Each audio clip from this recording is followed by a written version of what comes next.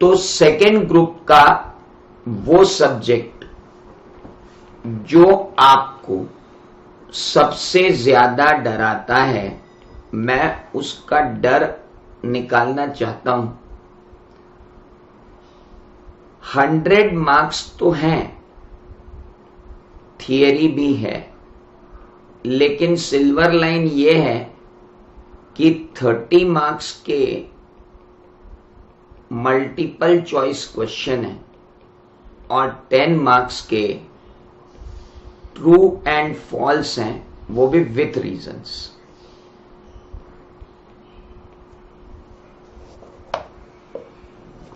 तो auditing and assurance का ये पेपर 100 मार्क की थियरी है, 30 मार्क्स एमसीक्यू हैं, 10 मार्क्स ट्रू एंड फेयर हैं, बाकी बचे हुए 70 नंबर 60 नंबर के अंदर हमको बहुत मेहनत करनी पड़ती है। यहां पर हमें मार्क्स कितने आ जाएंगे?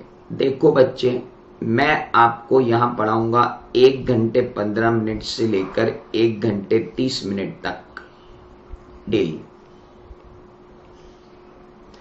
और मेरा ऑडिटिंग खत्म होता है यूजुअली 90 आवर्स। अब अगर आप 90 आवर्स को डिवाइड करो 1.5 घंटे के हिसाब से, तो कितने दिन लगेंगे ये आप लिख लो। 90 आवर्स डिवाइडेड बाय 1.30, 60 दिन, छुट्टियां मिला लो सारी, अनफोर्सिन सर्कमस्टांसेस मिला लो, 70 दिन, 2 महीने, संडे अपन ले लेंगे एक्स्ट्रा, तो 2 महीने आप मान के चलो। जुलाई, कौन सी जुलाई है आज? इट्स जुलाई 11th, 11 जुलाई, 11 अगस्त, 11 सितंबर, यानी मैं 15 सितंबर तक रिवाइज करते करते पढ़ा दूंगा। 15 सितंबर तक मेरा ऑडिटिंग खत्म हो जाएगा।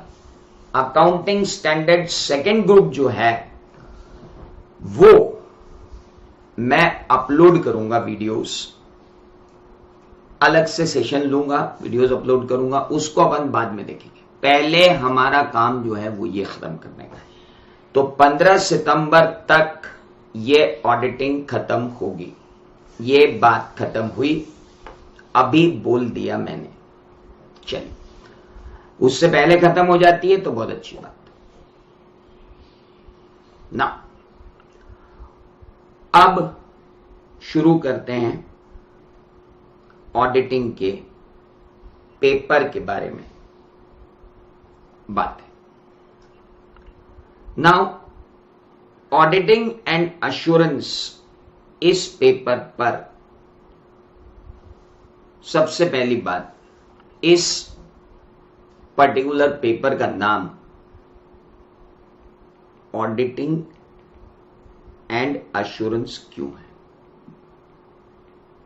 कंसेप्ट बहुत क्लियर है। हमें मालूम है एक वर्ड होता है फाइनेंशियल स्टेटमेंट, और इस फाइनेंशियल स्टेटमेंट के होते हैं यूजर्स।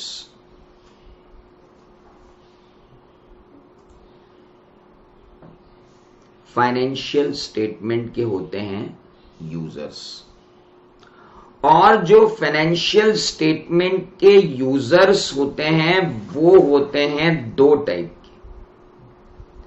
एक होते हैं इंटरनल यूजर्स और एक होते हैं एक्सटर्नल यूजर्स।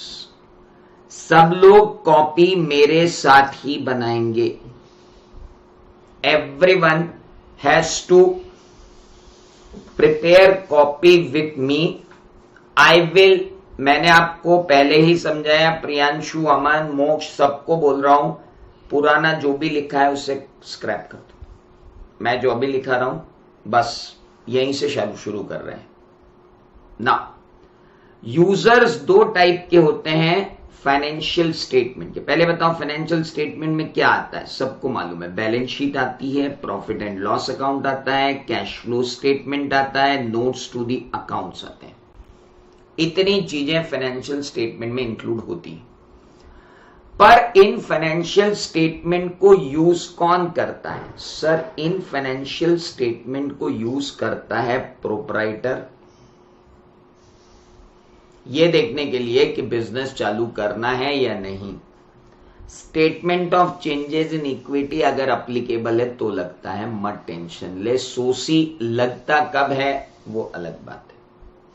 प्रोप्राइटर एक बंदा है जो फाइनेंशियल स्टेटमेंट का प्राइम यूजर है। प्राइम यूजर क्यों बोला मैंने उसको? बिकॉज प्राइम यूजर मैंने उसको इसलिए बोला because he is one who is most interested in the financial statement, जो फाइनेंशियल स्टेटमेंट में बहुत ज्यादा इंटरेस्ट रखता है, क्योंकि उसे ये डिसीजन लेना है कि वो बिजनेस को आगे बढ़ाए या दुकान बंद करके चला जाए। ओके, अगर उसको 2% 3% का रिटर्न बैठ रहा है तो जितनी कैपिटल लगा के रखी है उसको बैंक में रख के इंटरेस्ट नहीं कमाए, बजाय कि ये पागलपन करने की। So simple. तो प्रोप्राइटर जो है वो सबसे पहला यूजर होता है। पार्टनर्स जो होते हैं, अगर आपकी पार्टनरशिप फर्म है तो पार्टनर्स होते हैं आपके अगले यूजर्स। क्यों? क्योंकि पार्टनर्स वो लोग होते हैं जो बिजनेस में डायरेक्ट इंटरेस्ट रखते हैं। ईयर एंड पर वो अपना प्रॉफिट आपस में कैसे बांटेंगे, ये वो कैसे डिसाइड करेंगे, जब तक कि ये ना हो जाए कि फाइनेंशियल स्टेटमेंट सही बने कि नहीं बने। फाइनेंशियल स्टेटमेंट सही बने, प्रॉफिट सही निकले, प्रॉफिट सही बटे, और ये डिसीजन भी ले लें कि इस फर्म को डिसॉल्व करें कि बिना डिसॉल्व करे आगे बढ़ते जाएं। तो this all decision is required for the internal user. जो लोग अपना कैमरा ऑन करेंगे या बिना नाम के लोग यहां पे आएंगे, मैं उन्हें वेटिंग रूम में पुट कर दूंगा।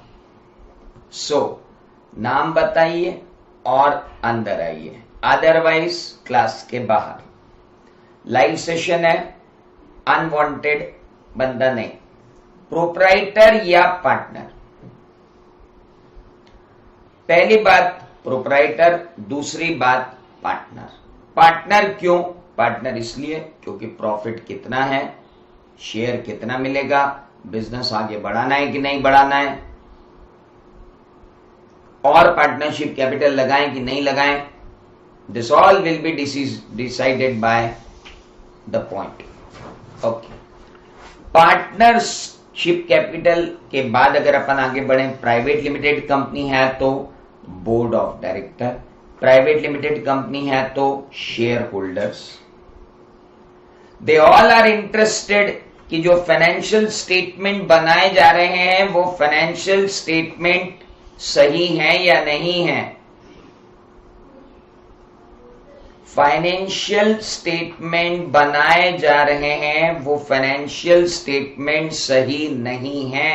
That is very very important. Proprietor, partner, board of director, share holder, ये इंटरेस्टेड है, they all are internal user.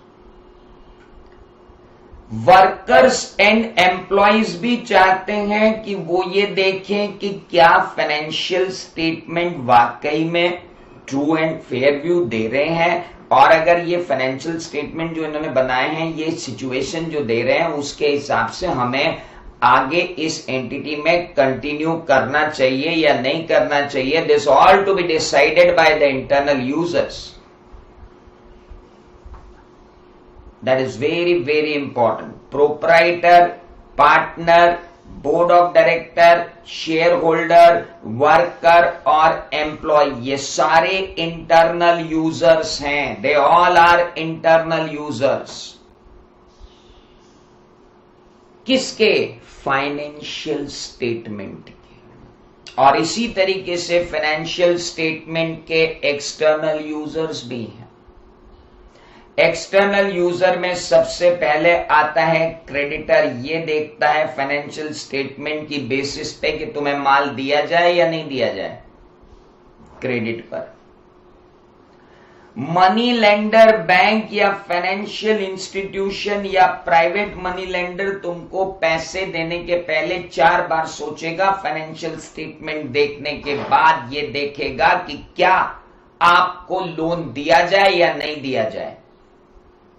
Money lender के बाद तीसरी आती है गवर्नमेंट, जो आपसे डायरेक्ट टैक्स भी लेती है और इनडायरेक्ट टैक्स भी लेती है, और वो डायरेक्ट और इनडायरेक्ट टैक्सेस को तब तक आपसे सही तौर पर कलेक्टेड नहीं मानेगी जब तक उसे खुद ये पता नहीं चल जाता कि जो फाइनेंशियल स्टेटमेंट बनाए गए हैं, जो इनकम दिखा रहा है वो इनकम सही है या नहीं, जो टैक्स बता रहा है वो सही है या नहीं। ये देखने के लिए गवर्नमेंट जो है आपसे बहुत क्लियरली चाहेगी कि हमें फाइनेंशियल स्टेटमेंट दिखाए जाएं।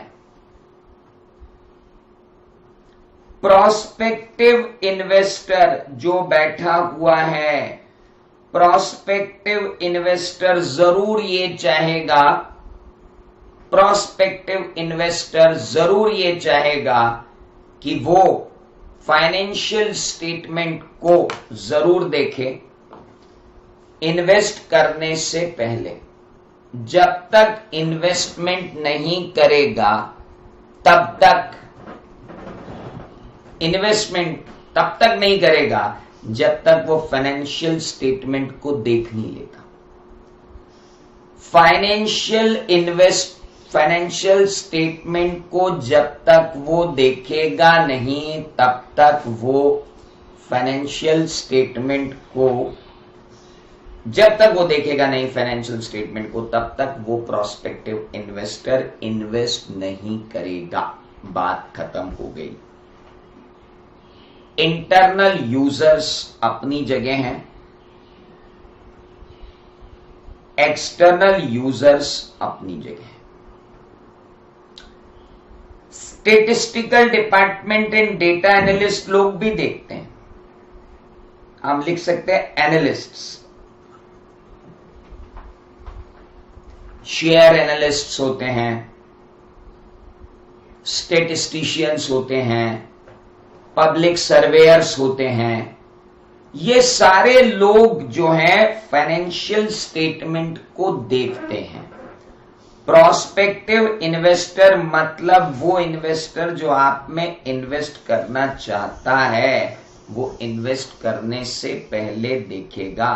क्रेडिट रेटिंग एजेंसी है म्यूचुअल फंड के एनएवी निकालने के लिए, और म्यूचुअल फंड के अंदर जो म्यूचुअल फंड के एनालिस्ट होते हैं वो देखते हैं कि इन्वेस्टमेंट प्रोस्पेक्ट्स कहां पर हैं। वो सारे के सारे यूजर्स हैं, दे ऑल आर यूजर्स, सारे ही यूजर्स।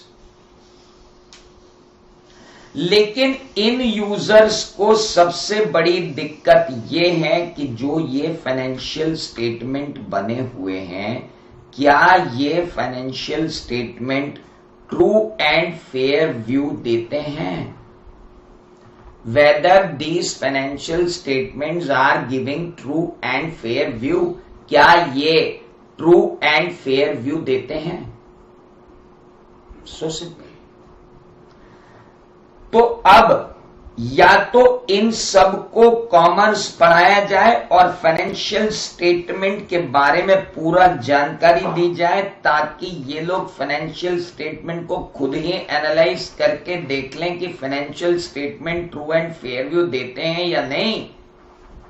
या फिर एक ऐसे प्रोफेशनल को लाया जाए जो प्रोफेशनल के पास इतना नॉलेज हो कि वो अपना नॉलेज अप्लाई करे फाइनेंशियल स्टेटमेंट पर और इवैल्यूएट करे फाइनेंशियल स्टेटमेंट को कि वो ट्रू एंड फेयर व्यू दे रहे हैं या नहीं, और वो जो ट्रू एंड फेयर व्यू दे रहे हैं उसके ऊपर एक रिपोर्ट बना दें, और उस रिपोर्ट को जब हम फाइनेंशियल स्टेटमेंट पर लगा दें तो जो भी यूजर हो वो ये रिपोर्ट पढ़कर ये समझ जाए कि financial statement true and fair view दे रहे हैं या नहीं दे रहे हैं। अगर वो रिपोर्ट उसको मिल जाएगी यूजर को, तो यूजर का कॉन्फिडेंस बढ़ जाएगा किसमें? यूजर का कॉन्फिडेंस बढ़ जाएगा फाइनेंशियल स्टेटमेंट में, और यूजर का कॉन्फिडेंस फाइनेंशियल स्टेटमेंट में बढ़ने को कहते हैं मेरे दोस्त अश्योरेंस। और जिस प्रक्रिया से ये कॉन्फिडेंस बढ़ाया जा रहा है एग्जामिनेशन ऑफ फाइनेंशियल स्टेटमेंट, उसे कहते हैं मेरे दोस्त ऑडिट, और इसीलिए आपके सब्जेक्ट का नाम है audit and assurance. Simple. Financial statement का इंडिपेंडेंट एग्जामिनेशन होने के बाद फाइनेंशियल स्टेटमेंट पर रिपोर्ट आएगी, उस रिपोर्ट को यूजर देखेगा, यूजर रिपोर्ट को देखने के बाद अपने इकोनॉमिक डिसीजंस को लेगा, और जब यूजर अपने इकोनॉमिक डिसीजंस को लेगा उस रिपोर्ट को देखने के बाद, तो हम कहेंगे बॉस उसे फाइनेंशियल स्टेटमेंट पर भरोसा बढ़ गया है। और ये भरोसा क्यों बढ़ा है? क्योंकि एक प्रोफेशनल ने फाइनेंशियल स्टेटमेंट को थॉरोली एग्जामिन करके अपना ओपिनियन दिया है। और मेरे फ्रेंड, ये बंदा कौन होता है जो थॉरोली एग्जामिन करके अपनी रिपोर्ट देता है? इंडिया में एक ही बंदा है, एक ही प्रोफेशनल है जो इस तरीके से फाइनेंशियल स्टेटमेंट को एग्जामिन करके अपना ओपिनियन देता है, and that is chartered accountant with in the meaning of chartered accountants act 1949। 15 lakh कंपनियां, 50 lakh firm and other institution और करीब 80 लाख सैलरीड एम्प्लॉइज और ऐसे लोग जिन्हें अपने फाइनेंशियल स्टेटमेंट सबमिट करना पड़ते हैं गवर्नमेंट को, करीब 1.5 करोड़ लोगों को सर्व करने का काम हमारी फ्रेटर्निटी कर रही है, जिसमें सिर्फ 3,50,000 लोग हैं और आप लोग बनने के लिए आ रहे हैं। तो welcome to the world of chartered accountants. And ये सारे सब्जेक्ट जो आपको पढ़ाए जा रहे हैं इंटरमीडिएट में और फाइनल में इसीलिए पढ़ाए जा रहे हैं कि आप ऑडिट करें और सोसाइटी को अश्योरेंस दें। That is called the subject auditing and assurance. To the point पढ़ेंगे हम लोग, बिना किसी फालतू बात के। पूरा मॉड्यूल कवर करना हमको जरूरी है और सारी चीजें कवर करना जरूरी है। मैंने इस ऑडिटिंग की बैच को 5G नाम दिया था और मैंने सबको बताया था कि हम इस बैच में वो करने वाले हैं जो आज तक हमने नहीं किया। दूसरे तो कर ही नहीं सकते, जब हमने नहीं किया तो दूसरे क्या करेंगे। तो इंपॉर्टेंट इज कि इस बैच में जिस तरीके से मैंने CA फाइनल में इस बार ऑडिट 10 लॉन्च किया है, मैं इंटरमीडिएट में भी ऑडिट 10 लॉन्च कर रहा हूं। यानी 10 साल के पेपर्स कवर करेंगे हम इस पूरे 10 साल, यानी 20 पेपर्स हम लोग कवर करेंगे ऑडिटिंग के पूरे इसमें। So this I have never done before कि 10 इयर्स के पेपर लिए। नॉर्मली हम स्कैनर कर लेते थे 4-5 साल के, but this time we have decided that हमको करना है 10 इयर्स का काम। इससे पहले मैंने कभी आपको ट्री डायग्राम बना करके नहीं दिए। इससे पहली बैच में I have never ever made any tree diagrams because I never ever had time. This time due to lockdown situation I got time and I made various things for everyone. So tree diagrams भी आपको मिलेंगे, hand written notes भी आपको मिलेंगे। मैं यहां पे chart बनवा ही रहा हूं आपको जो बनवाना है, तो इस तरीके से हम काम करेंगे। नाउ आज फर्स्ट ग्रुप वालों को बिजनेस लॉ के अपडेटेड ट्री डायग्राम बिल उसके भेज दिए मैंने, इंडेमनिटी गारंटी के मिल गए होंगे आप, देखे ही नहीं होंगे। हाँ, तू तो यूट्यूब के अपडेट देख, मेरे काय को देखेगा नालायक। Now auditing and assurance, very simple.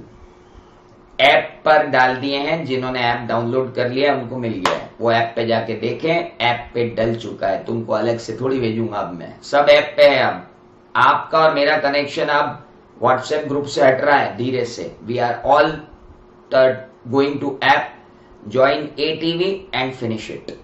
ये बैच भी अभी एटीवी पे जाएगी 7 दिन के अंदर अंदर। Now I am working on that.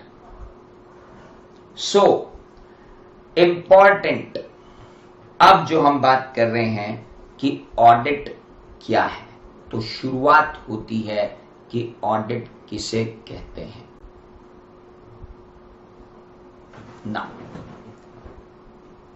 Audit किसे कहते हैं, अब मैं आपसे आपकी कॉपी के अंदर बनवाऊंगा, एक कॉपी बनवा रहा हूं, उस कॉपी में आपके 3 कॉलम रहेंगे और वो 3 कॉलम में हम चीजें लिखेंगे।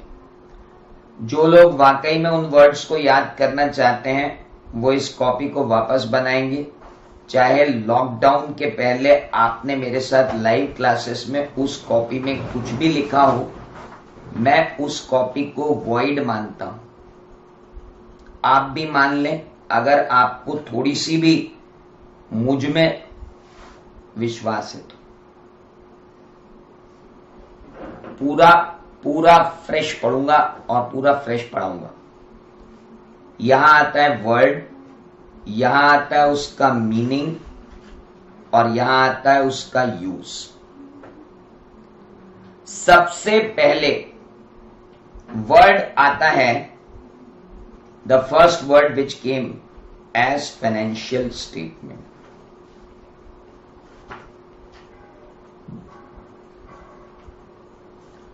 फाइनेंशियल स्टेटमेंट वर्ड को हम अभी लूजली डिफाइन कर रहे हैं, दैट इट इंक्लूड्स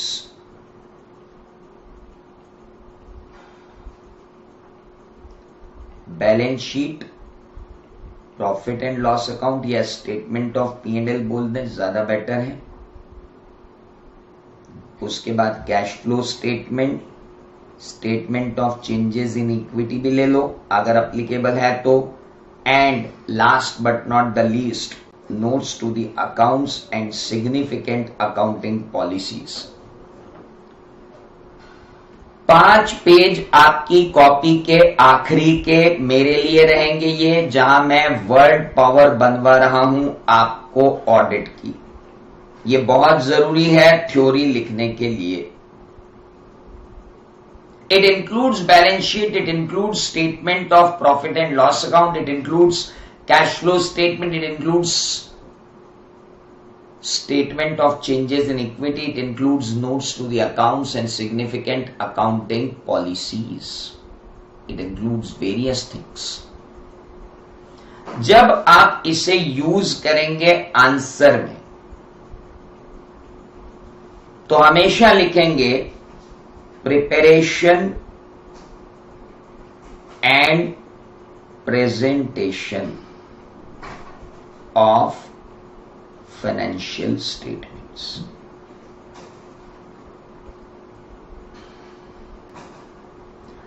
सिर्फ 2 ही वर्ड्स यूज होंगे मेरे दोस्त, प्रिपरेशन एंड प्रेजेंटेशन। कभी भी हम ये नहीं लिखेंगे कि we are making financial statement, management is making financial statement, फलाना ढिमका is making financial statement. No sir, financial statement हमेशा प्रिपेयर होंगे और हमेशा प्रेजेंट होंगे, ये बात बहुत क्लियर रख लेना। Financial statement should always be prepared and should always be presented. अब आप उसे प्रिपेयरिंग और प्रेजेंटिंग कर लो, प्रिपरेशन और प्रेजेंटेशन कर लो, प्रिपेयर्ड और प्रेजेंटेड कर लो, व्हाटएवर कर लो, मुझे ये 2 वर्ड हमेशा फाइनेंशियल स्टेटमेंट के साथ लगे हुए चाहिए जब भी आप आंसर लिखेंगे। सिग्निफिकेंट अकाउंटिंग पॉलिसी है सैप का फुल फॉर्म, लोल। आगे बढ़ो। फाइनेंशियल स्टेटमेंट के बाद अगली बात आती है कि आपने कहा कि फाइनेंशियल स्टेटमेंट जो होते हैं उनको जब आप एग्जामिन करते हो तो एग्जामिन करने के बाद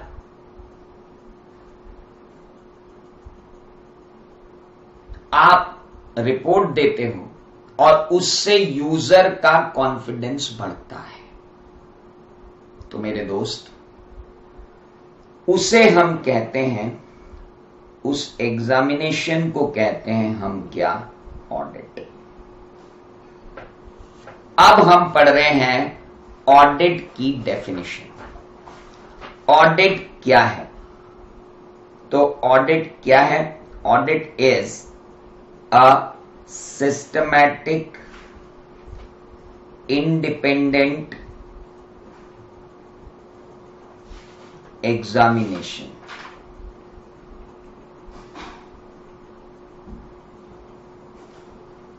किसका? Of financial statement, then books of accounts, then vouchers,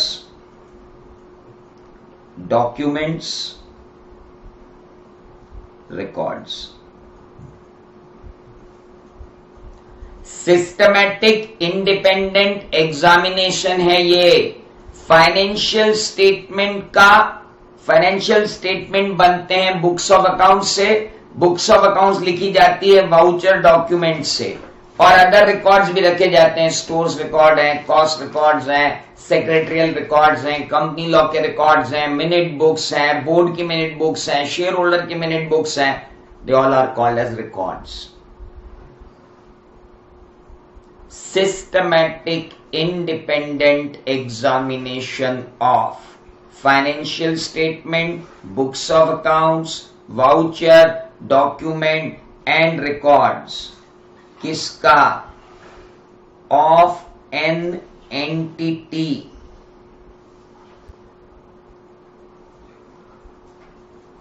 irrespective of its size or nature of business,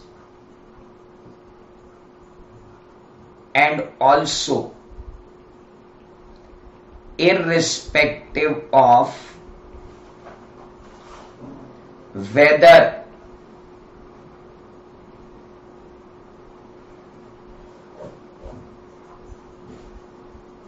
the objective of the entity is profit making or not.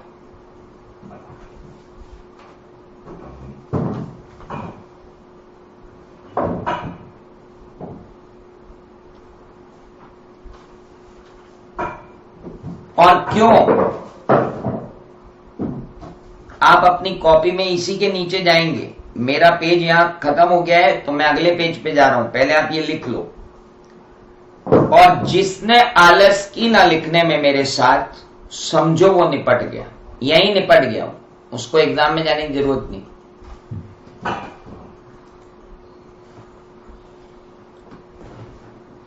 ये subject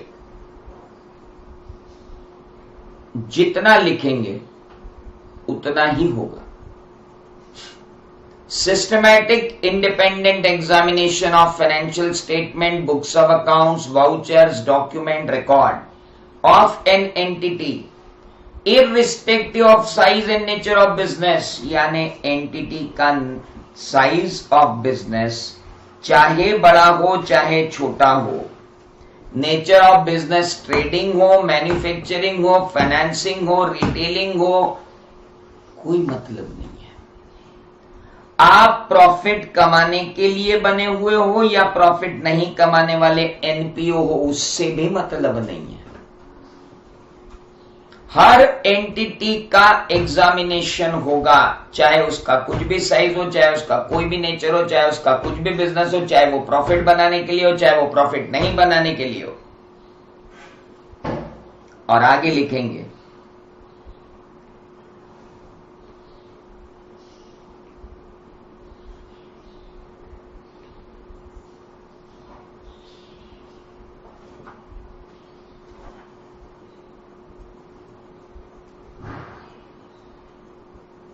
with an object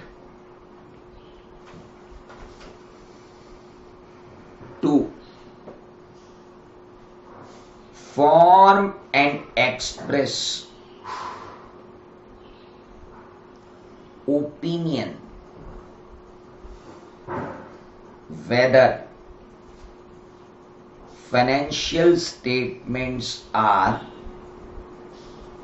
giving true and fair view or not.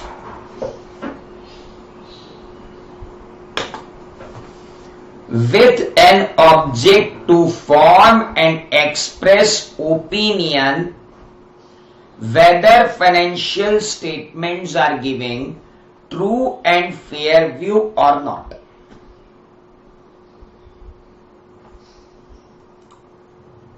So simple.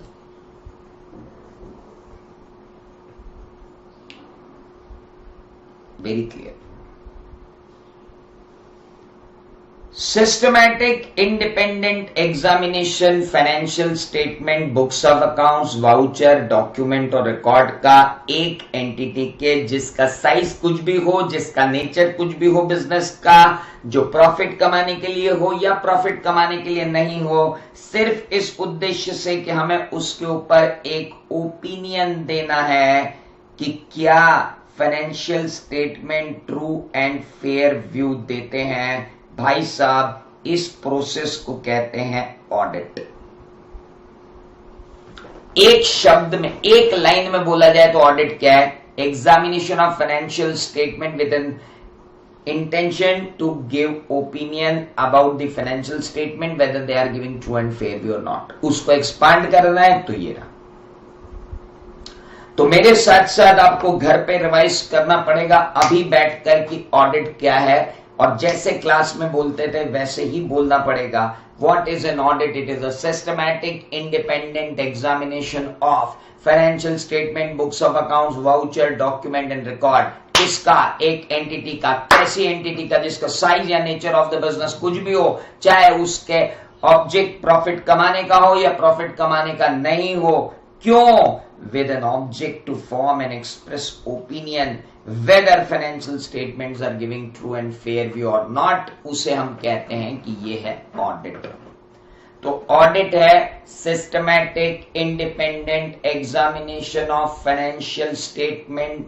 वो कहां से आई? Books of account से। वो कहां से आई? Vouchers and document से। और क्या देखना है? रिकॉर्ड्स। किसके?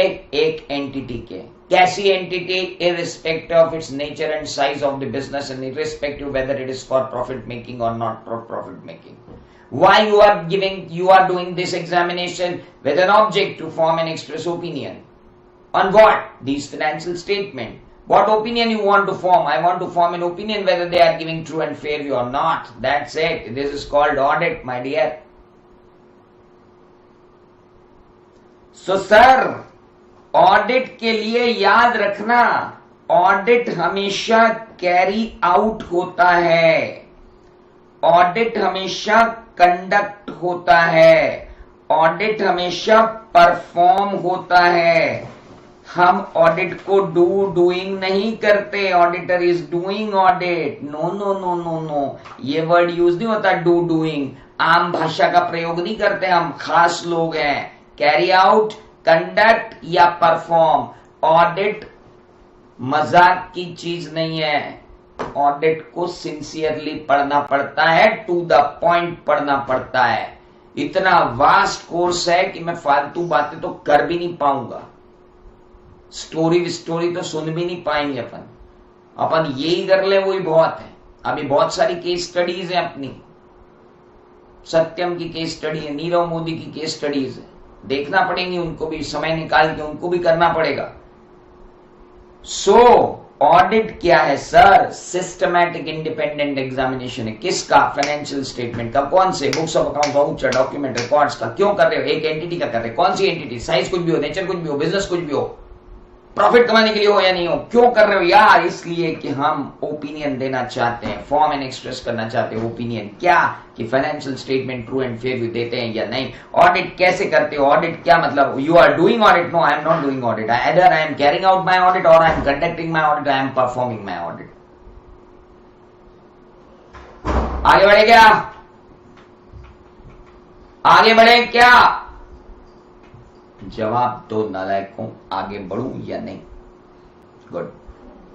ऑडिट के बाद अगली बात आती, बिल्कुल मेरे साथ साथ आपको फुल डेटा रखना है और फुल एनर्जी रखना है, क्योंकि शाम को आते आते दो चीजें खत्म हो जाती, एक डेटा और दूसरी एनर्जी। ये दोनों मेंटेन करके रखना मेरे लिए, और बेटर होगा कि मेरे बैच से पहले आधे घंटे की एक बढ़िया झपकी ले लेना ना। यहां पढ़ लोगे, उसके बाद टेंशन नहीं रहेगा। लेकिन अगर आप रिकॉर्डेड लेक्चर देखोगे तो मैं कोई गारंटी नहीं ले सकता। मॉर्निंग में मेरी फाइनल्स है बेटा और फाउंडेशन है, मॉर्निंग में चाह के भी नहीं ले सकता। चलिए, पहले ही बोला मैंने आपको। नाउ नेक्स्ट, खाली सीए इंटर पढ़ाना होता तो कभी भी पढ़ा देता बेटा। चलिए अब आगे, नेक्स्ट। अब हम बात करेंगे नाउ ऑडिट के अंदर एक शब्द निकल के आया, सिस्टमैटिक इंडिपेंडेंट एग्जामिनेशन। अब मैं हूं अगले वर्ड पर, जिसका नाम है इंडिपेंडेंस।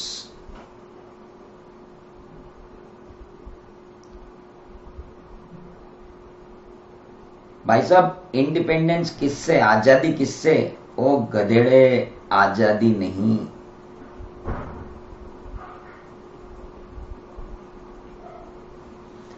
इंडिपेंडेंस का मतलब क्या होता है? What we mean by independence? Systematic independent examination.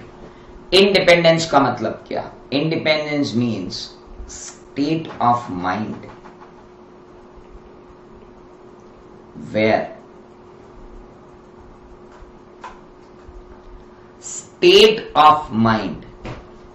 someone feels free. State of mind where someone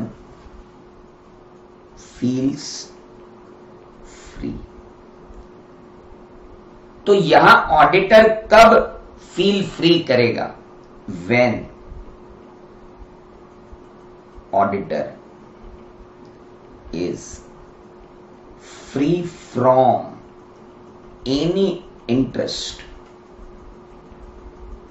with the client, with the auditee, we would say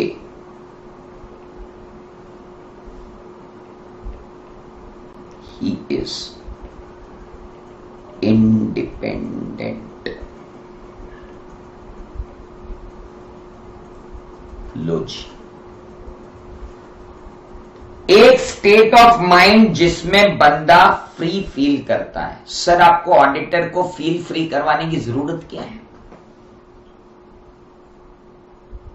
auditor को फील फ्री करवाने की जरूरत क्या है? सर, क्रिकेट के अंदर दो टीम्स जब खेल रही होती हैं तो अंपायर का निष्पक्ष होना जरूरी है।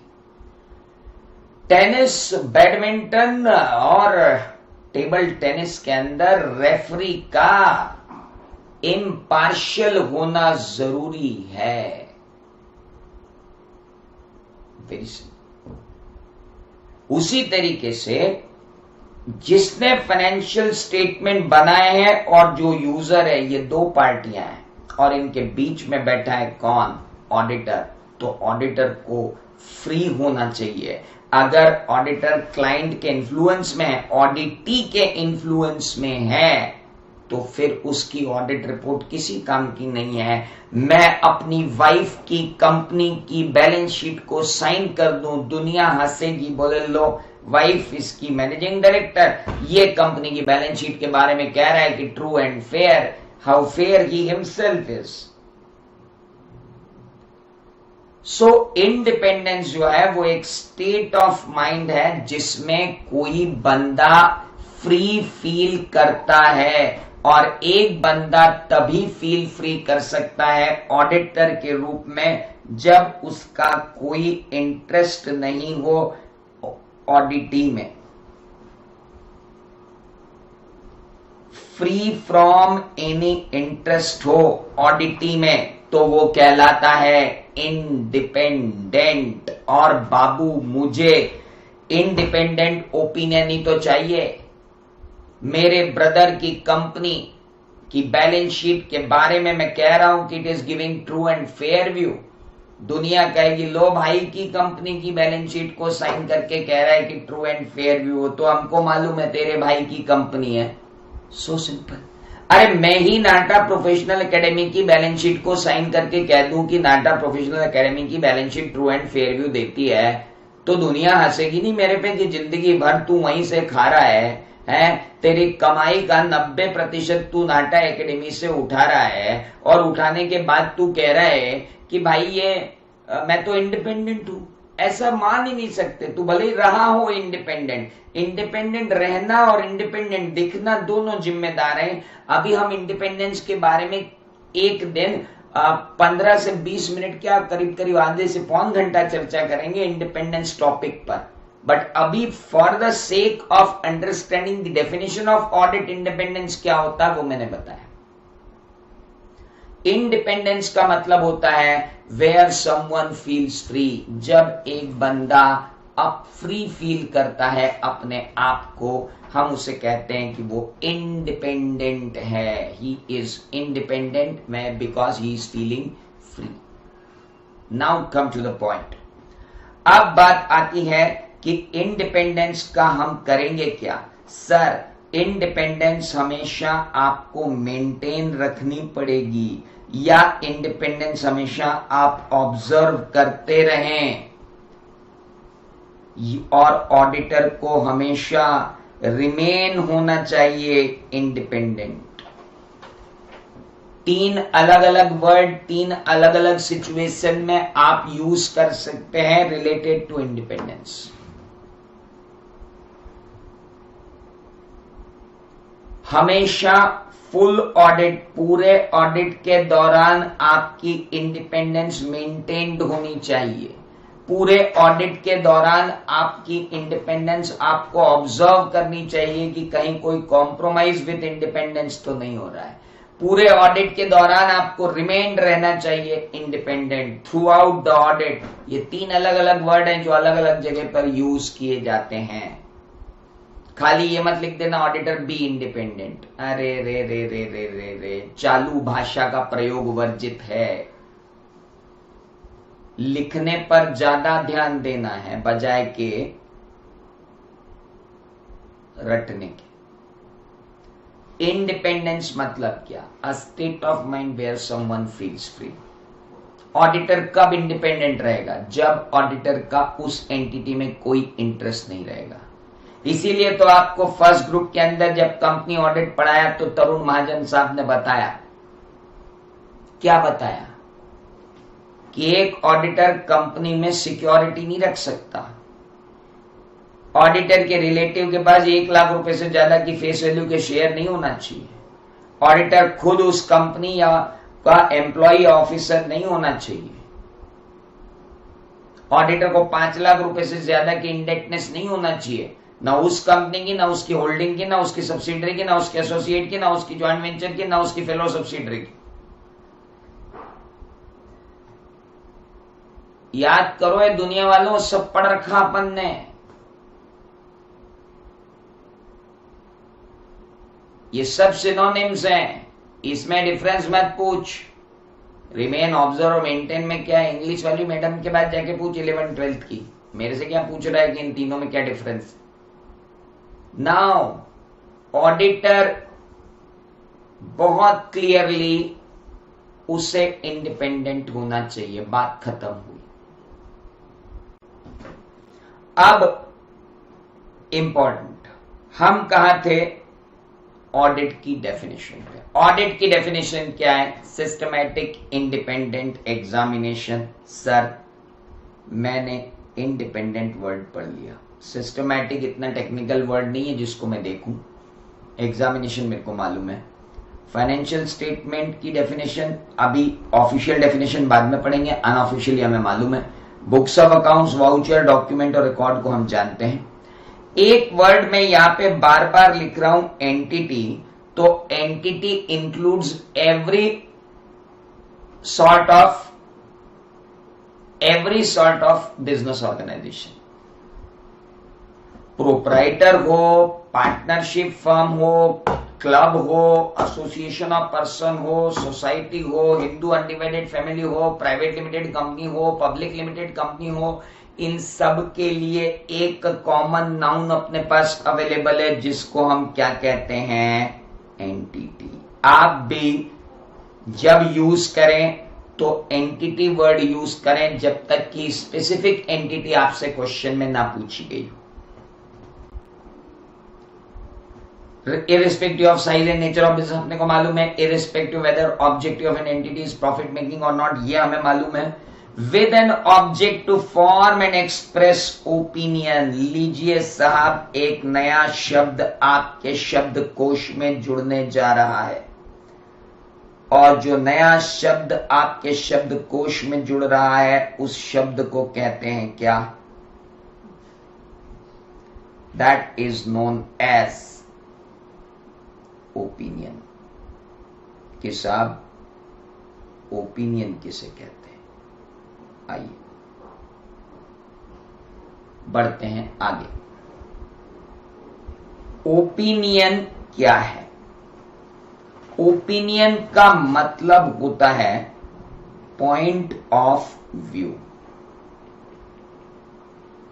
किसी भी चीज के बारे में अपनी राय व्यक्त करना after due evaluation of subject matter।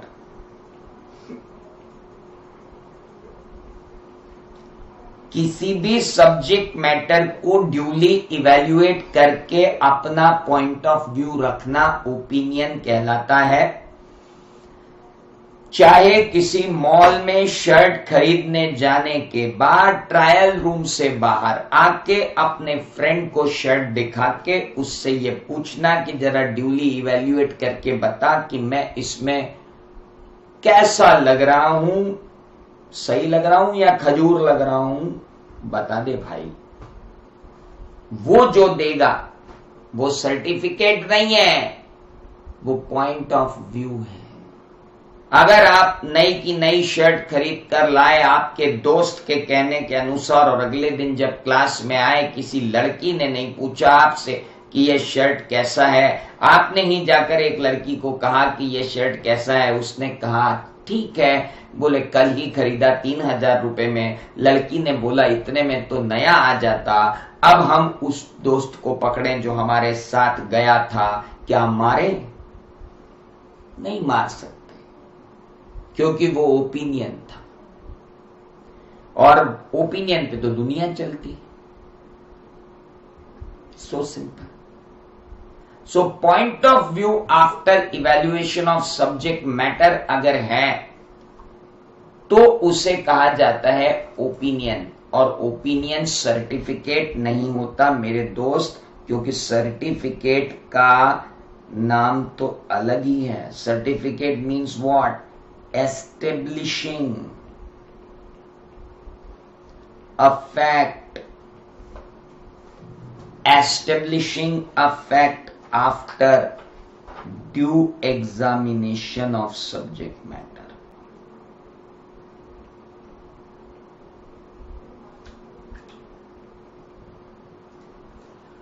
आप जब किसी सब्जेक्ट मैटर को ड्यूली एग्जामिन करके किसी फैक्ट को एस्टेब्लिश करते हो तो उसे कहते हैं सर्टिफिकेट, और जब उसके ऊपर अपना पॉइंट ऑफ व्यू देते हो तो उसे कहते हैं ओपिनियन। फिल्म क्रिटिक्स जब फिल्म के ऊपर क्रिटिक्स देते हैं तो वो कहलाता है पॉइंट ऑफ व्यू, और सेंसर बोर्ड जब फिल्म को देता है कि ये फिल्म किन लोगों के देखने के लायक है और किन लोगों के देखने के लायक नहीं है तो उसे कहते हैं सर्टिफिकेट। बस यहीं से समझ जाओ कि सर्टिफिकेट और ओपिनियन के बीच में डिफरेंस क्या है। सर्टिफिकेट जो है it is very different. Due examination of subject matter करने के बाद जब आप एस्टेब्लिशमेंट ऑफ फैक्ट करते हैं तो उसे कहते हैं सर्टिफिकेट, और जब पॉइंट ऑफ व्यू देते हैं that is after due evaluation of subject matter, जब आप एक्सप्रेस करते हैं ओपिनियन, उसे हम ओपिनियन कहते हैं। एडवाइस अलग चीज होती है भाई साहब। ओपिनियन के बाद डिसीजन आपका है, आपको क्या करना है, लेकिन ओपिनियन के बाद मैं आपको यह भी पकड़ा दूं कि अब आपको यह करना है तो उसे एडवाइस कहते हैं। और एडवाइस का ऑडिट में कोई जगह कोई रोल नहीं होता, फालतू बातों पर ध्यान ना दिया जाए। मेरे पॉइंट ऑफ व्यू मैंने एक्सप्रेस कर दिया, अब तुम्हें जो करना है वो करो, दैट्स कॉल्ड ओपिनियन। एडवाइस नहीं दी मैंने, एडवाइस नहीं दी है मैंने, ओपिनियन। तो देवांश अवधिया जी, एडवाइस कुछ नहीं होती, ऑडिटर एडवाइजर नहीं होता, कसम से। Now establishment of a fact करोगे तो that is called certificate. Certificate में जरा सी भी गुंजाइश नहीं होती है। सर्टिफिकेट में फैक्ट एस्टेब्लिश किया जाता है, हाँ ये है, हाँ ये नहीं है, that's it. Point of view मतलब मेरी राय में ये है, मेरी राय में ये नहीं है। राय भिन्न हो सकती है, पॉइंट ऑफ व्यू में differ, facts can not differ. There is a big difference between opinion and certificate. Opinion and certificate both are issued.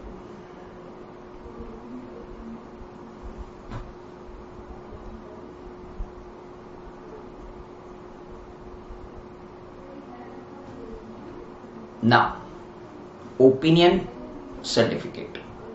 Next.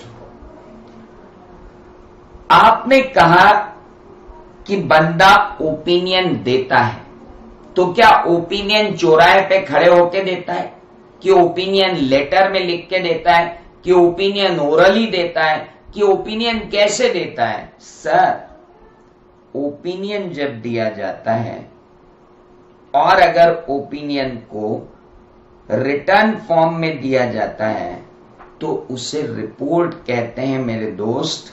Expression of opinion in writing in prescribed form. Expression of opinion in writing in prescribed form। और opinion जो है वो give किया जाता है, हाँ बिल्कुल सही है। और रिपोर्ट जो है वो इशू की जाती है, यू आर राइट।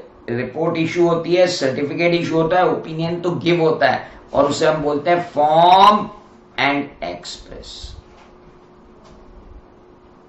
और बाप रे, ये क्या लिख दिया सर, रुको तो सही। जब भी आप ओपिनियन दोगे, ओपिनियन पहले फॉर्म करोगे, उसके बाद एक्सप्रेस करोगे, और एक्सप्रेस किस फॉर्म में करोगे? एक्सप्रेस करोगे राइटिंग में, और राइटिंग में कैसे? प्रिस्क्राइब्ड फॉर्मेट रहेगा, और उस प्रिस्क्राइब्ड फॉर्मेट में फॉर्म एंड एक्सप्रेस करोगे ओपिनियन, तो उसे कहेंगे report. Opinion form and express होता है। रिपोर्ट और सर्टिफिकेट इशू किए जाते हैं, ओपिनियन दिया जाता है, it is give, I am giving opinion, but you can very well right form and express. पहले ओपिनियन बनाएंगे और उसके बाद उसे एक्सप्रेस करेंगे, और एक्सप्रेस करेंगे राइटिंग में, और जब हम राइटिंग में एक्सप्रेस करेंगे तो उसे हम क्या कहेंगे, रिपोर्ट। ना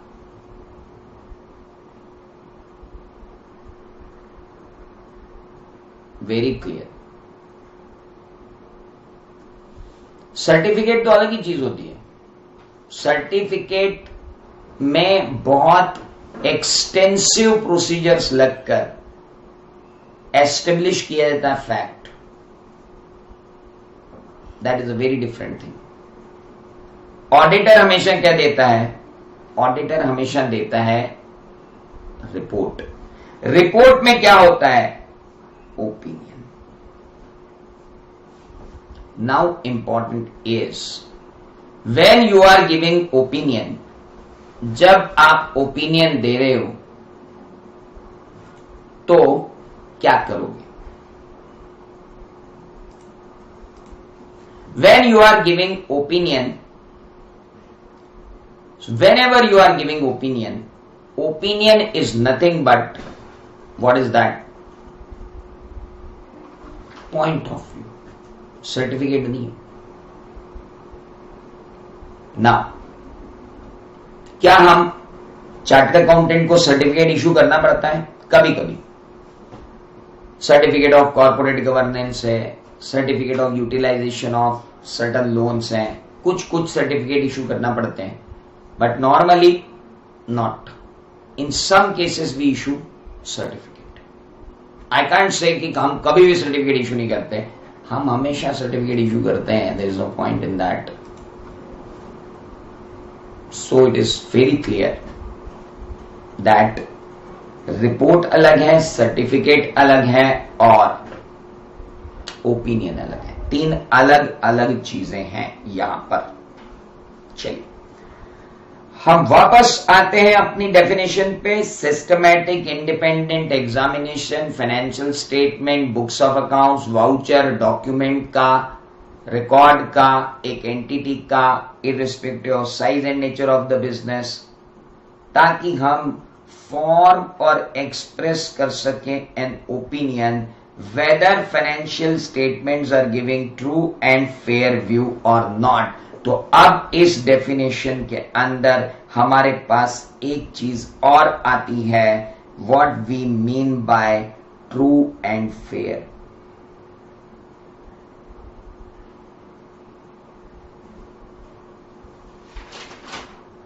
ट्रू एंड फेयर क्या है? True and fair financial information shall be truthfully recorded and fairly presented.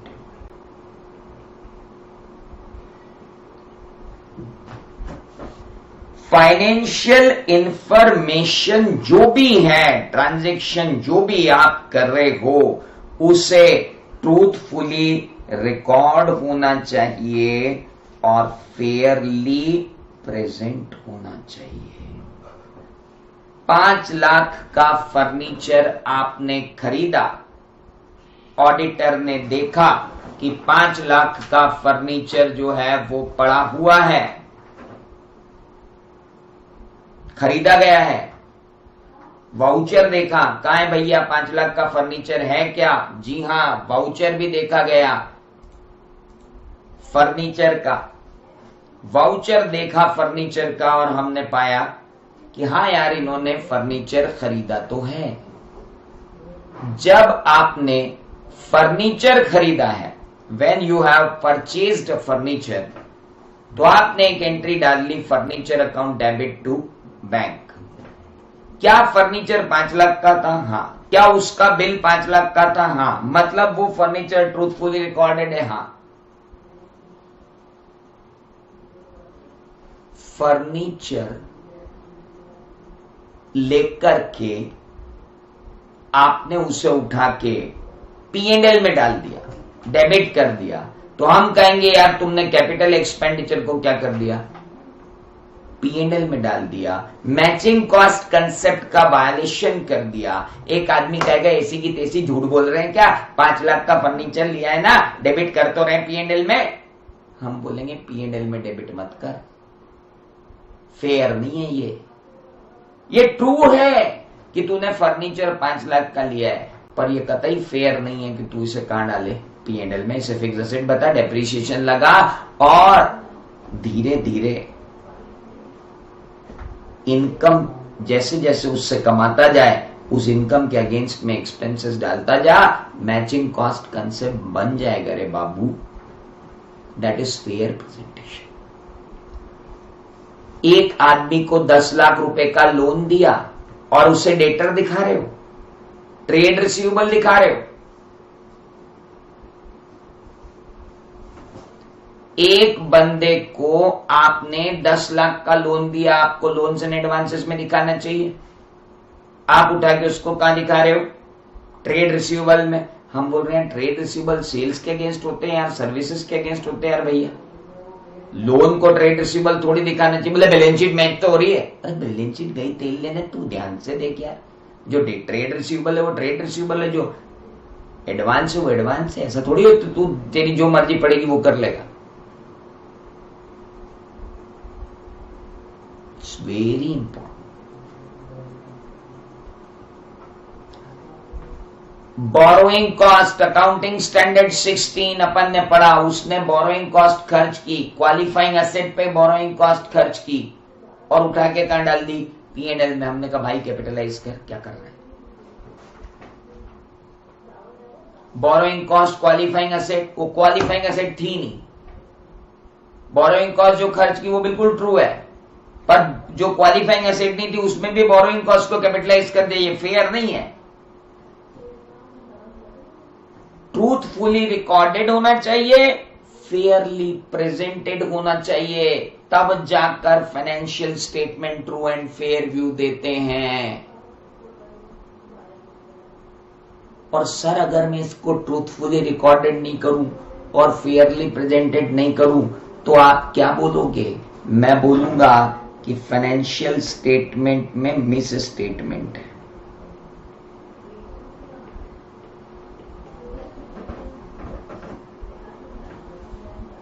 अच्छा, मतलब financial statement true and fair view तब देंगे जब वो free from material miss statement होंगे। जी बिल्कुल सही कह रहे हो आप। अरे तो financial information true and fair view देना चाहिए, इसके लिए वर्ड क्या यूज करते हैं? Give, simple. Financial statement are giving true and fair view.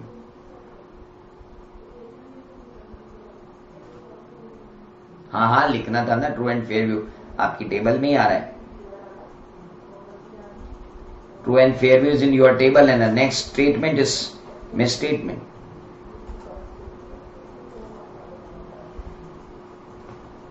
Normally हम गिविंग ही बोलते हैं, कभी कभी एग्जिबिटिंग बोल देते हैं, रिफ्लेक्टिंग कभी नहीं बोलते, ध्यान रखना।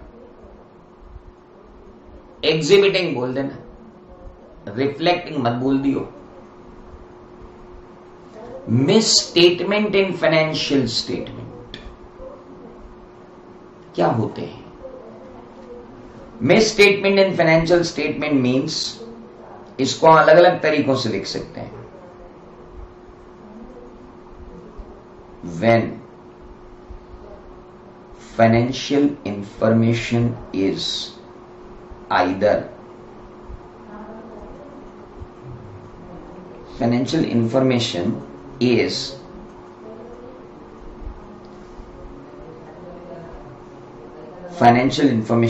is untrue, अलग से लिखेंगे इसको, और अनफेयरली प्रेजेंटेड, अलग तरीके से लिख दिया। अनट्रू या अनफेयरली प्रेजेंटेड का सिंपल वर्डिंग क्या हो जाएगा? Wrong statement.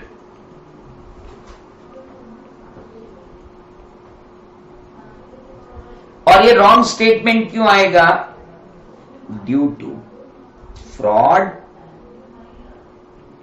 और due to error. Financial information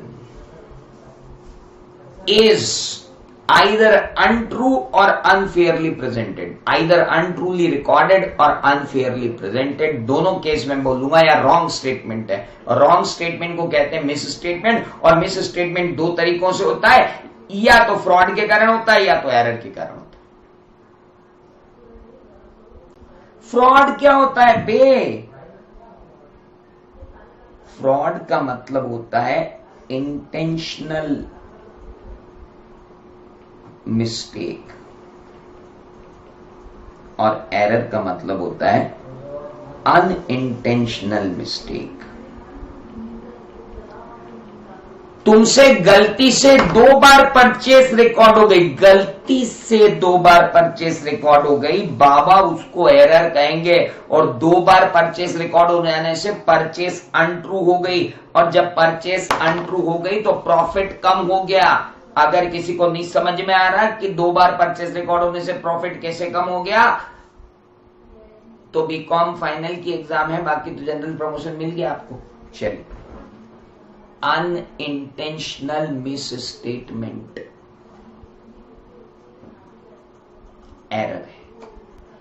और मुझे अपना प्रॉफिट जानबूझकर कम दिखाना है, तो मैंने इंटेंशनली एक ही परचेस को 2 बार बुक कर लिया, तो उसे कहूंगा कि ये फ्रॉड है। मुझे प्रॉफिट कम दिखाना है, कैपिटल एक्सपेंडिचर को रेवेन्यू एक्सपेंडिचर बता दिया। मुझे प्रॉफिट बढ़ाना है, रेवेन्यू एक्सपेंडिचर को कैपिटल एक्सपेंडिचर बता दिया। जानबूझ के कर रहा हूं मैं, इससे फ्रॉड कहते हैं। बिना जाने बूझे हुआ उसे क्या कहते हैं? एरर कहते हैं। और ये फ्रॉड था कि एरर था, ये तो फैक्ट एंड सर्कमस्टांसेस पे डिपेंड करेगा और पता लगाएगा ऑडिटर। इंटेंशनल मिस्टेक फ्रॉड है, अनइंटेंशनल मिस्टेक एरर है।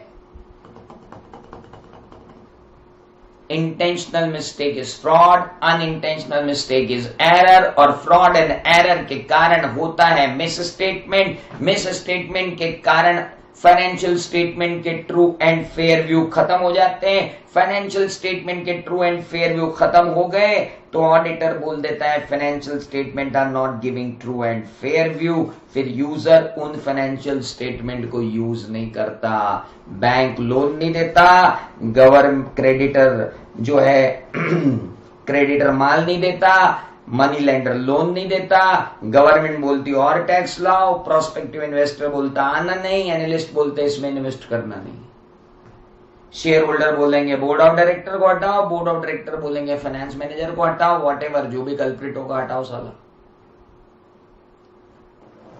सर आप चालू कहां से हुए थे? चालू हुआ था मैं सब्जेक्ट से।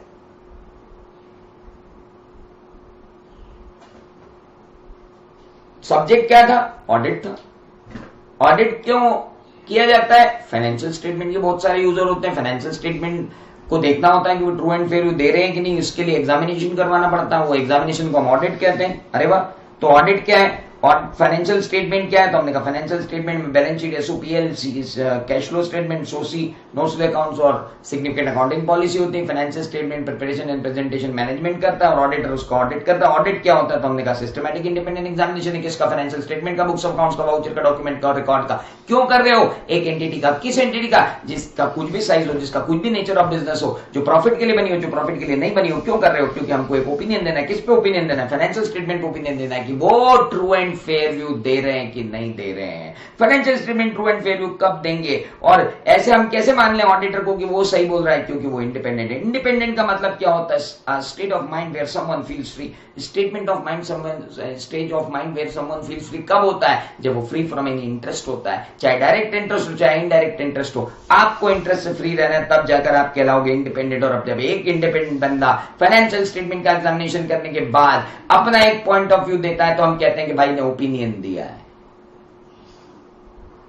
और ओपिनियन को जब स्टेटमेंट फॉर्मेट में देता है तो हम बोलते हैं कि रिपोर्ट दी है। रिपोर्ट में क्या लिखता है कि financial statement true and fair view देते हैं कि नहीं देते हैं। Financial statement true and fair view कब देते हैं? जब वो ट्रूथफुली रिकॉर्डेड और फेयरली प्रेजेंटेड होते हैं। अगर वो ट्रूथफुली रिकॉर्डेड और फेयरली प्रेजेंटेड नहीं हुए तो क्या होगा? हम कहेंगे मिस स्टेटमेंट हो गया है। मिस स्टेटमेंट किस कारण से होता है? मिस स्टेटमेंट दो कारणों से होता है, एक तो फ्रॉड के कारण होता है, दूसरा एरर के कारण होता है। फ्रॉड इंटेंशनल मिस्टेक होती है, एरर अनइंटेंशनल मिस्टेक होती है मेरे दोस्त। So very simple. हम लॉजिक बाय लॉजिक कनेक्ट करते जा रहे हैं, बिना किसी जोक, बिना किसी स्टोरी, बिना किसी केस लॉ, बिना किसी और ऐड के, 100% on the point. Now miss statement का पहली बात तो miss statement exists in financial statement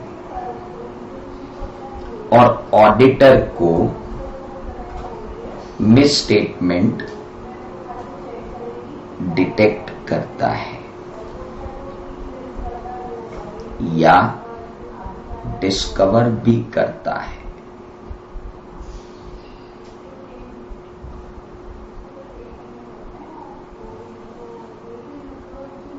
miss statement detect भी करता है, डिस्कवर भी करता है।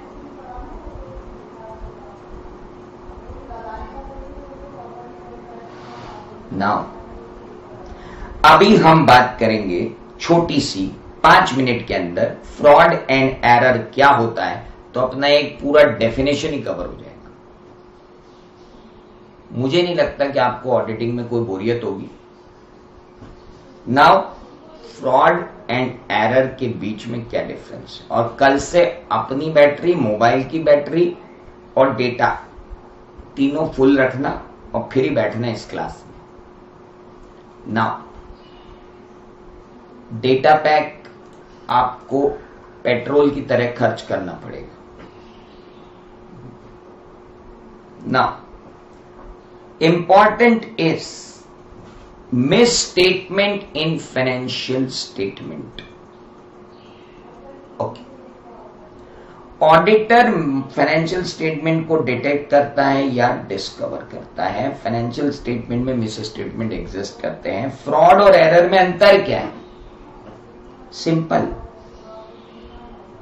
सबसे पहला अपन ने देख लिया इंटेंशन।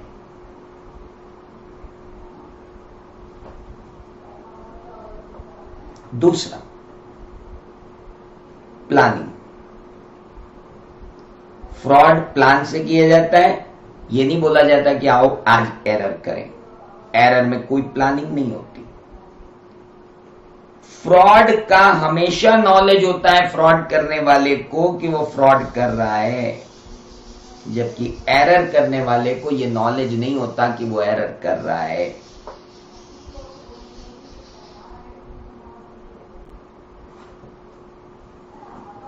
एरर केयरलेसनेस के कारण होती है and frauds are committed with due care. Frauds due care के साथ कमिट किए जाते हैं मेरे दोस्त, जबकि error are result of carelessness.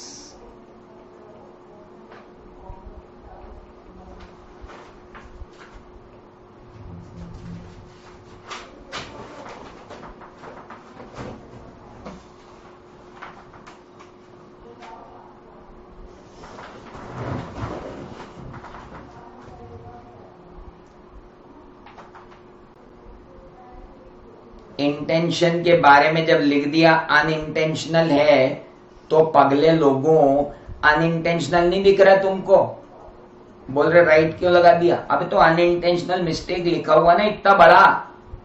ब्याह करना है कि नहीं करना है? अतिशय जैन। नाउ बोला आपने वहां तो राइट लगा दिया। अरे पगले, अनइंटेंशनल लिखा ना वर्ड, इतना बड़ा बड़ा।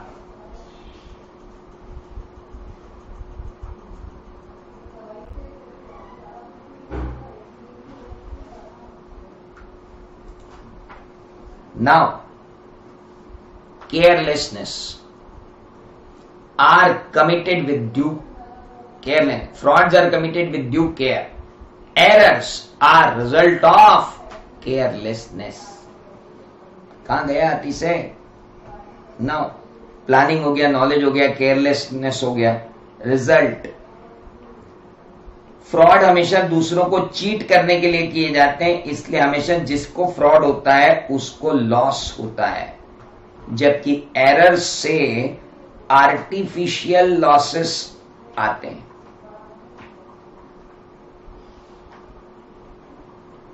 अरे हमने गलती से परचेज 2 बार रिकॉर्ड कर ली, गलती से, तो आर्टिफिशियल लॉस आ जाएगा। जानबूझकर रिकॉर्ड करी तो लॉस बैलेंस शीट में आ जाएगा और उसके ऊपर भरोसा करके दूसरा लॉस में आ जाएगा।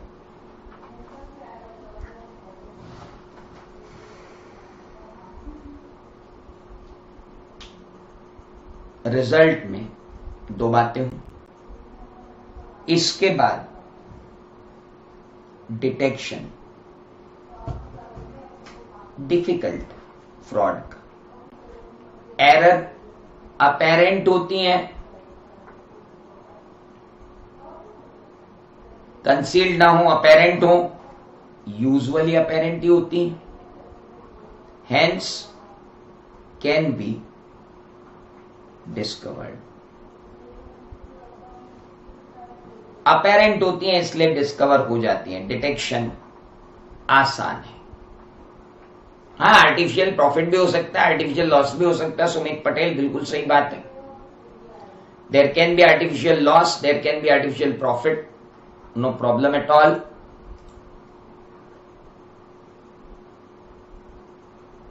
डिटेक्शन एक का डिफिकल्ट होता है, दूसरे का usually apparent, hence can be discovered.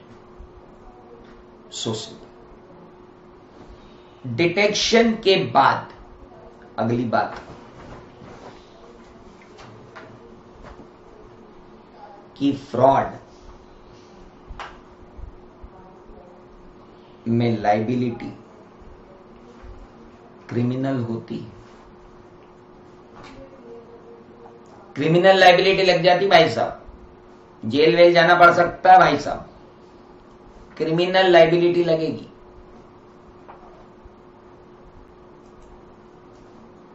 And what about the error? Error में ज्यादा से ज्यादा कोई फाइन लिया जा सकता है और उसे तो फॉरगिव भी किया जा सकता है, वार्निंग देके भी छोड़ा जा सकता है। क्रिमिनल ऑफेंस नहीं है एरर।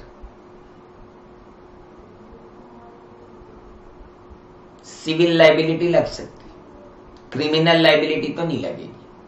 ये तो क्रिमिनल लाइबिलिटी है, यहां सिविल लाइबिलिटी लगती। सिविल लाइबिलिटी बोले तो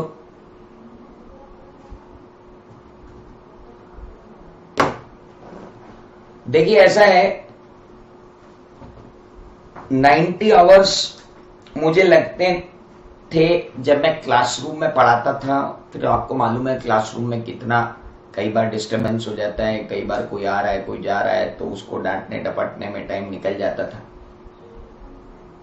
यहां पे थोड़ा फास्ट हो जाएगा, कोई दिक्कत नहीं। फ्रॉड करके कोई बोल दे हमसे एरर हो गया, तो हम है ना चार्टर्ड अकाउंटेंट, देखेंगे ना उसको। हम है ना चार्टर्ड अकाउंटेंट, हम देखेंगे ना उसको। बीइंग अ चार्टर्ड अकाउंटेंट हम देखेंगे, डोंट वरी। आदिल वो समय अलग था बेटा, उस समय तो बैच चालू हुई थी, बहुत सारी चीजें थी, बहुत दिक्कत थी, वो समय अलग था, ये समय अलग है। आपको समझ में आना चाहिए, मुझे बस इतना मालूम है ना। इंपॉर्टेंट, हम जो बात कर रहे हैं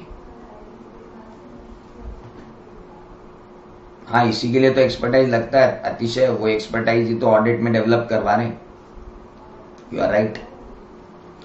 एक बच्चा पूछ रहा है कि सर एक बार रिजल्ट वाला बता दो। अरे रिजल्ट वाले में क्या दिक्कत आ गई तेरे को, सिंपल तो है।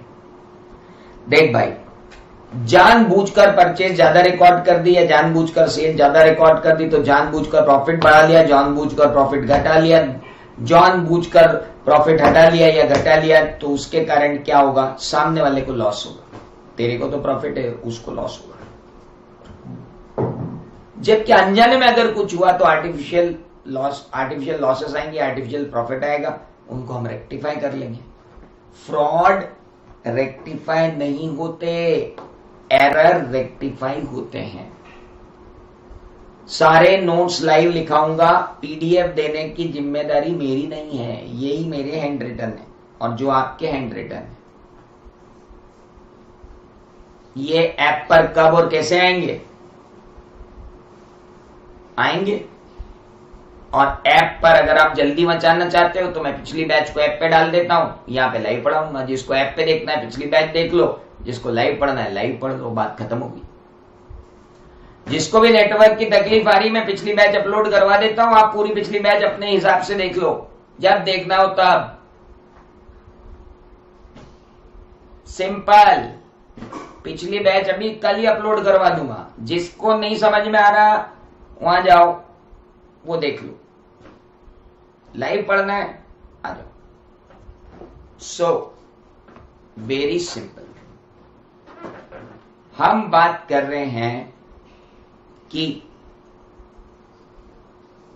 बिजनेस लॉ के लेक्चर ऐप पे दिख रहे हैं, सबको दिख रहे हैं, आपको नहीं दिख रहे। अब यहां आपको इतना करना है कि रोज मेरे साथ पढ़ना है। आज मैं स्क्रीनशॉट भेज देता हूं, ये रोज का लाड़ प्यार नहीं होगा कि रोज स्क्रीनशॉट भेज रहा हूं, नहीं तो तुम मेरे साथ मेहनत ही नहीं करोगे। देखो यार, मेरे लिए बहुत सिंपल है यार, मैं ना सारी लेक्चर मेरे भी रिकॉर्डेड है, मैं आपको दे सकता हूं। मैं मेहनत क्यों कर रहा हूं आपके साथ यार, ये बताओ आप मेरे को।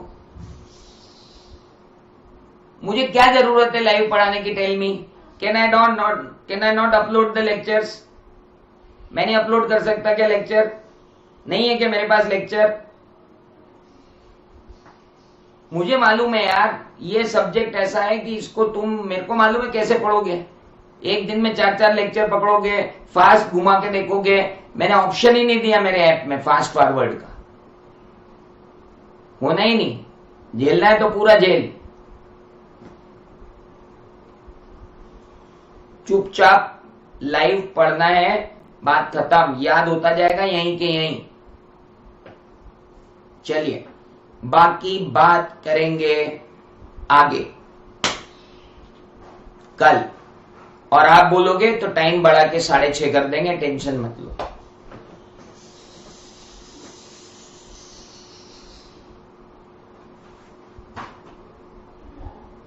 अरे क्या जवाब दो, कौन जवाब मांग रहा है? कॉन्ट्रैक्ट ऑफ इंडेमनिटी गारंटी डाल दी मैंने ऐप पे। वो तुम इतने क्वेश्चन पूछते हो मेरे से, मेरे को समझ में नहीं आता क्या पूछ रहे हो। दिखता थोड़ी है यहाँ पे, एक साथ 50-60 क्वेश्चन आ जाते, क्या क्या पढ़ूंगा मैं। फिर उसमें से एक बोलता सर इग्नोर मत करो। अबे इग्नोर क्या मत करो, दिखे तो इग्नोर करूं, दिख ही नहीं रहा है। एक एक करके पूछो तो समझ में आता है। आप लोग अपने डेटा और अपनी खुद की बैटरी और मोबाइल की बैटरी मेरे पढ़ाने के पहले तैयार रखना, अदरवाइज अपलोड कर दूंगा पिछले साल के लेक्चर, देखते रहना। ये लेक्चर अपलोड कर दूं अभी वाले, टाइम लगता है, एक 4-4 जीबी का लेक्चर है, कन्वर्ट होने जाएगा, 4 दिन बाद कन्वर्ट होकर पब्लिश होगा, फिर यूट्यूब पे डलेगा और चैनल पे डलेगा। ऐसे थोड़ी है कि ये एज इट इज डाल दिया लेक्चर उठा के कहीं भी। चलो बाय।